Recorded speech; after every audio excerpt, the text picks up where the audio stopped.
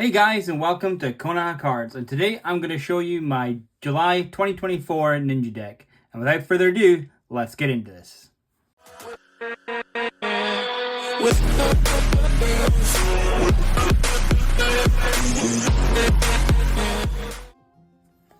Okay, so starting off with monsters, I like to play the 3 Ninja Grandmaster Hanzo. Ninja Grandmaster Hanzo is definitely a must-have in any ninja deck. He's basically like your Stratus of ninjas. So what he does is that he has a toolbox effect where when he is normal summoned, you can get a ninjutsu spell trap card from your deck to your hand. And then when he's flip or special summoned, you can get a ninja from your deck to your hand. Not once per turn, but you can miss timing, so just be careful on that. I think it's the last one you have to be active for his effect to go off. So just be wary on that, but definitely a must-have to run. The next card is triple Mitsu the Insect Ninja. Mitsu the Insect Ninja is your extender and your negate, which is really nice. So when you have a face down card or a ninja on the field, you can then special summon her from your hand. And when your opponent's monster effect goes off, if you have a set down card, you can flip that set down card face up and Mitsu face down. And if that face down card was a ninja, then you get to negate the effect, which is really nice negation, nice interruption. The next 3 of is 3 Tabari the Sky Ninja. Tabari the Sky Ninja is again really good card, and these 9 are definitely probably, I would say, the must-haves in any ninja deck. So she has a lot of effects, but what she does is that when the turn that she is flip face up or special summoned, this card cannot be destroyed by a card effect or by battle. And then the other effects is that you can pitch her from your hand to the graveyard to then special summon a ninja from your hand. So if you have like a Yugioh in hand that you drew, or like a Baku, it just makes them live again, which is really nice. And then the other effect is like she is a walking polymerization, where you can fuse into one of your ninja fusions on your opponent's battle phase or main phase by targeting ninjas from your on the field or in your hand, and then you can go into a fuse, which is really nice. The next card is, I like to play the 1 Green Ninja. I don't think you need to play more than 1. Green Ninja is just fine by himself. He is an extender. When you special summon a monster, you can special summon this card from your hand by placing the special summon monster face down. And then when this card leaves the field, you can then change a monster into attack position or face down defense. So it can be a Book of Moon as well, which is really nice interruption for that too. The next one is Baku. Baku again is at 1. You definitely don't need to play more than 1. It's a really nice sort of recovery card, but you don't need to play more than 1. So when this card is added to your hand except by drawing it, you can special summon it. And when this card is special summoned or flip summoned, keep note of that, because it's not dead necessarily if it's drawn. You can still special summon it other ways, or flip it up. You can take a ninja or ninjutsu art card from your graveyard or in your spell and trap card zone and return it back to your hand, which is really nice. This is really nice recurrence. And then the last one is Kageto. I totally understand why people like to play her at 2. Right now I don't have the space, but I might bump her up to 2. I don't think 3 is necessary, but 2 is definitely good. So her first effect is that when she's normal, flipped, or special summoned, you can get a ninja from your graveyard or your hand and put it into face down defense. Really nice, so you can go into like your fusions and stuff.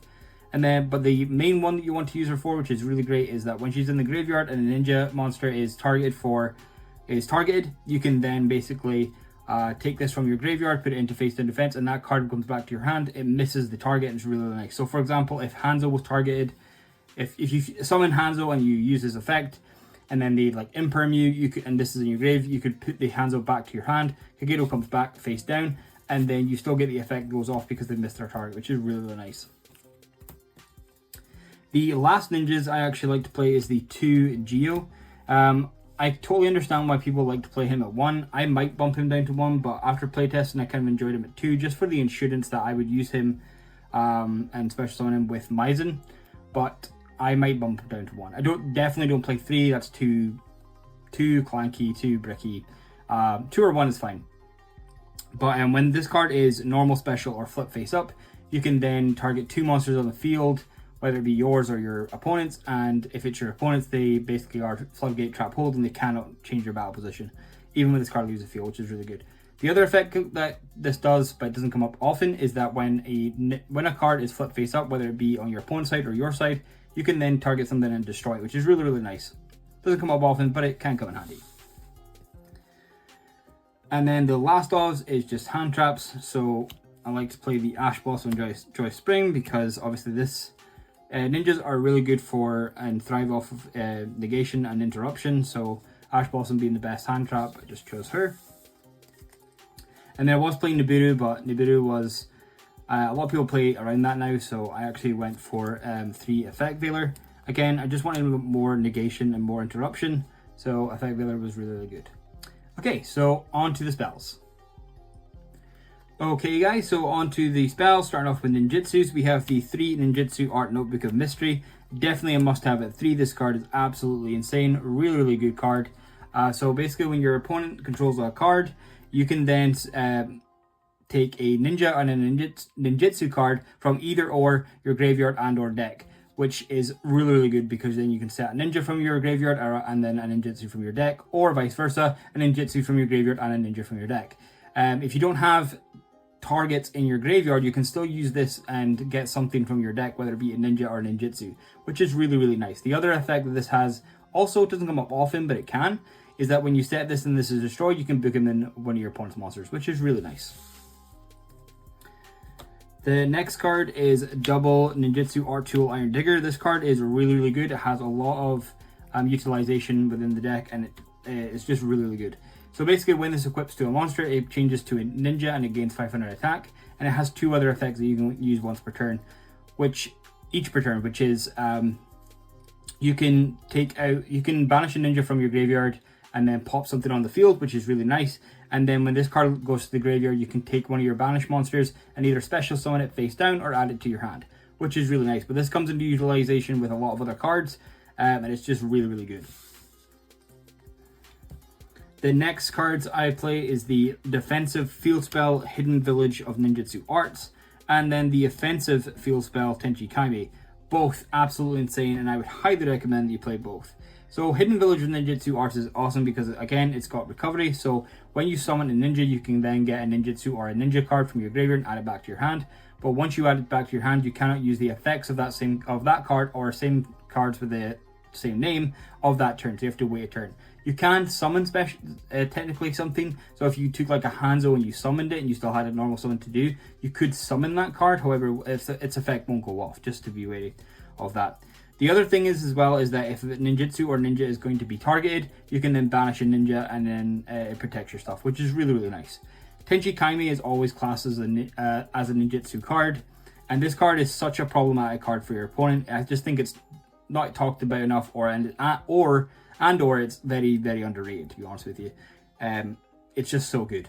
So this card is always classed as ninjutsu, so it is searchable, but basically what this card does is that when your ninjas do battle damage, for example, Maizen lets all your ninjas attack directly, you can then pop cards, not once per turn and not once per monster. So if you have Maizen and like a Hanzo and a Kageto, that's 3 pops right there. That's such a problematic card for your opponent. And so they have to get rid of this and they have to answer it somehow. But when they do answer it and they do get rid of it, whether it be banishing or by destroying it, you can then get as many ninjas that are different names from your graveyard and special summon them face down on the field. So it's just so good. Like, it's definitely a must-have. Absolutely love this card. It's so good. Okay, so on to the generic spells. I like to play the Reinforcement of the Army because obviously we want use it mostly for our Hanzo, but you can use it for Kaketo and for your Green Ninja. Instant Fusion because we have the Instant Fusion target. 1 Call by the Grave because we don't want to get,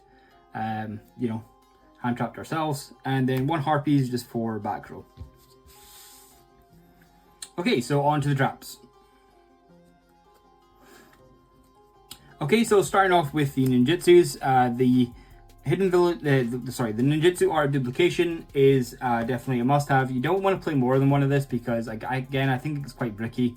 But this card is so good, and it's definitely a must-have in your deck. It's searchable and it's recoverable, and you just don't need to play it more than once. Plus, well, you're only going to really resolve this once in the duel anyway, possibly twice if you're lucky, but most of the time it's just going to be once. But what this card does is that you tribute 1 ninja monster and you can special summon any number of ninja monsters from your deck in face-up attack or face-down defense. with the combined levels equal to or less than the monster that was tributed. So for example, if it was a Hanzo monster, you can then take out 2 Tabaris because they're level 1, and a Mitsu is level 2, or even a Green Ninja. You have the Mitsu for the negation, or like you could use the Green Ninja for the Bukamun. You could also use it on your Yugioh, which has so much potential to get loads of more monsters onto the field, but it's definitely a must-have. The next card I like to run is the 2 Dancing Leaves. I can understand why people like to play 3, I just didn't have the space, and 2 is fine. I don't think you want to play less than 2. But this card is absolutely insane. It's really good. Again, this has utilization with Iron Digger, and another card I'm going to show you just after this card. But basically what this card does is that you activate this card by targeting 1 ninja monster or 1 face down defense position monster on the field. That can be your side or your opponent's. And if you do, special summon 1 ninja monster from your deck, and when this card leaves the field, that monster goes to the graveyard. You can then target 1 ninjutsu arc continuous spell or trap card in your spell and trap card zone and return it to the hand. You can only use one of these effects once per turn. Really each per turn, so really nice, absolutely insane. So the fact that as well that you can have this, and if it's dead, it can bounce back to its hand, or even your duplication, you can bounce that back to your hand. Again, this is what I mean. You could probably play it once, maybe twice. Absolute must-haves, definitely needed in the deck. The next card I'm showing you as well that has the utilization with Dancing Leaves is actually the Karma Cannon that I like to run. I think this is so much better than Bukamun, even though I love Bukamun. This doesn't target, and also it's just an answer to links, which is really nice. And again, so when everything goes down in defense, you can then use your Dancing Leaves. It's absolutely insane. So good. This card is absolute must-have, in my opinion. So what this card does is that you change as many monsters on the field as possible to face down defense position, and if either player controls a face-up monster, they must send all face-up monsters they control to the graveyard. It's just so good, and I definitely recommend it. And the last trap I like to play is the 3 Infinite Impermanence, making it 9 hand traps I run in this deck. Again, just interruption and negation is just key in ninjas, and they just thrive off that. So it's just such a good card, and I just thought you have to play it.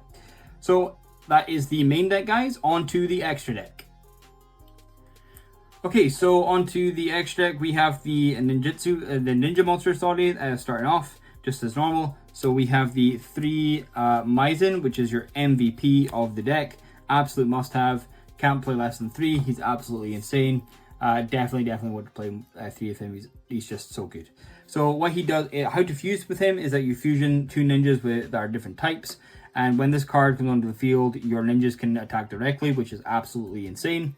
And then also it has another effect where if you have a set monster on the field, this card cannot be targeted for attacks, which is nice. I kind of wish it was attack and card effects, but it can come in handy, and it's really quite nice. So it's cool. The other effect it has is that when your opponent activates an effect at any time, whether your turn or their turn, quick effect, you can then special summon a ninja monster from your deck.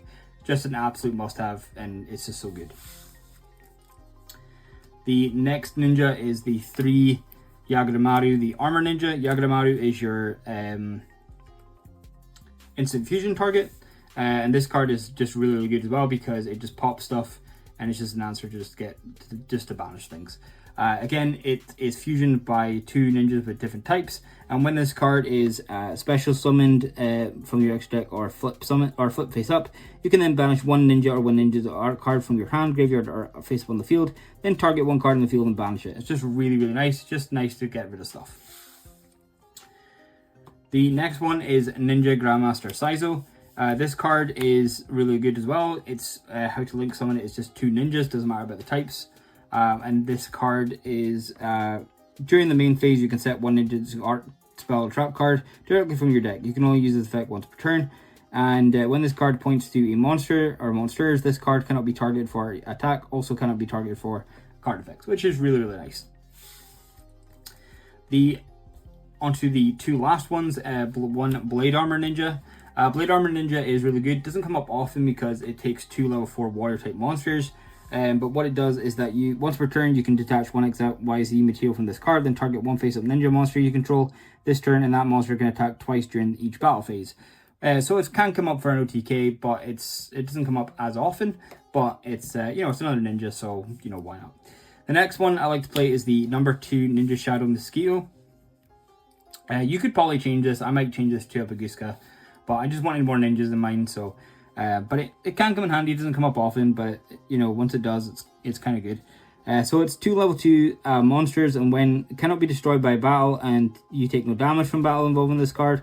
All monsters your opponent controls must attack if able, and when an attack is declared, you can then activate one of these effects, which is detach 1 material from this card, and if you do, place 1 hallucination counter on 1 face-up monster your opponent controls. The effects of that monster is then negated. And then the second one is you can inflict battle damage to your opponent equal to the attack of the monster with the hallucination counter on it, which is kind of nice. Again, if you want to change it, you can. It's just kind of a flex spot. I kind of wanted to put another ninja in, but I think it's quite cool. So yeah, on to the other cards. So 1 Ultimate Great Insect. This card is absolutely insane. It's like a walking Regeki with a 3000 beat stick, and it's really easy to get out. So you don't fuse with it like normally. You actually take out your Mitsu and equip it with your Iron Digger. It's an insect with more than 2000 defense and equipped with an equip card, and then you can take this out. And when you have a field spell on the field, which you have 2 and a lot of decks now play them, you can then each battle phase, whether it be yours or theirs, you can destroy all their monsters, which is absolutely insane. Just a really, really good card.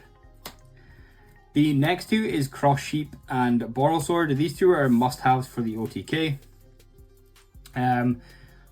You can absolutely use this because of your fusions, and then Borrelsword becomes basically like your alternate ninja, and then with Maizen it becomes an OTK. Absolutely insane.